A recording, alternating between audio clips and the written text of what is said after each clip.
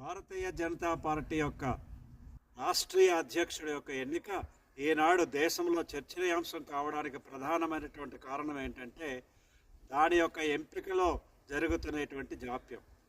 ఎంపికలో జాప్యం జరుగుతున్నదా, కరెక్ట్ టైంకే తీసుకొస్తున్నారా అనేటువంటి విషయాలు పక్కకు పెట్టినట్లయితే ప్రతి ఒక్కరూ కూడా విషయ పరిజ్ఞానం కలిగినటువంటి వ్యక్తులు, విషయ పరిజ్ఞానం లేనటువంటి వ్యక్తులు అందరూ కూడా ఇది ఆర్ఎస్ఎస్ వాళ్ళు చేస్తున్న డిలేగా అభివర్ణిస్తూ రకరకాల చర్చలు ఇప్పుడు ప్రచారంలోకి తీసుకొచ్చారు. అది 100% నిజం కాదు. ఎందుకంటే భారతీయ జనతా పార్టీ ఎంతో ప్రజాస్వామ్యంతో కూడినటువంటి పార్టీ. ఎక్కువ మంది, ఎక్కువ సంస్థల దానికి అనుబంధంగా ఉన్నాయి కాబట్టి అందరి అభిప్రాయాలు ఏకాభిప్రాయం తీసుకున్న తర్వాత మాత్రమే భారతీయ జనతా పార్టీ రాష్ట్రీయ అధ్యక్షుడి ఎన్నిక జరుగుతుంది. అయితే కొన్ని నిబంధనలకు లోబడి అది జరగాలి. దేశంలో ఉండేటువంటి కనీసం 50% రాష్ట్రాల్లో అధ్యక్ష ఎన్నికలు పూర్తయిన తర్వాత Bharatiya Janata party national president ఎన్నిక జరగాలి.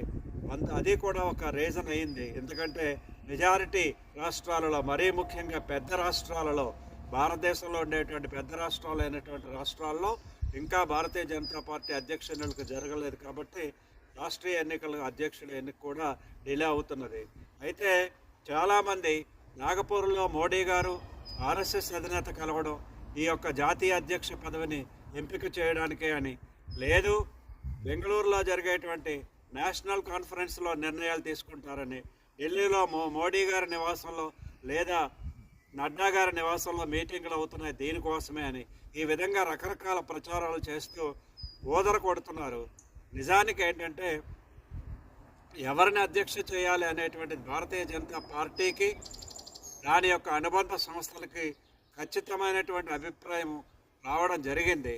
కాబట్టి ఆర్ఎస్ఎస్ బ్యాక్గ్రౌండ్తో ఉండి ఆర్గనైజేషన్ యొక్క అవగాహన కలిగినటువంటి వాళ్ళు, దేశ హితాన్ని కోరుకునేటువంటి వాళ్ళు, పార్టీ బలోపేతం చేయగలిగేటువంటి వ్యక్తుల కోసం మాత్రమే ఆ యొక్క పదవి వెయిట్ చేస్తూ ఉన్నది. కాబట్టి ఆ వ్యక్తి నిర్ణయం జరిగి చాలా కాలమైంది. అనౌన్స్మెంట్ ఒకటే మిగిలి ఉన్నది. కాబట్టి 1-2 రోజుల్లో భారతీయ జనతా పార్టీ ఎన్నిక పూర్తవుతుంది.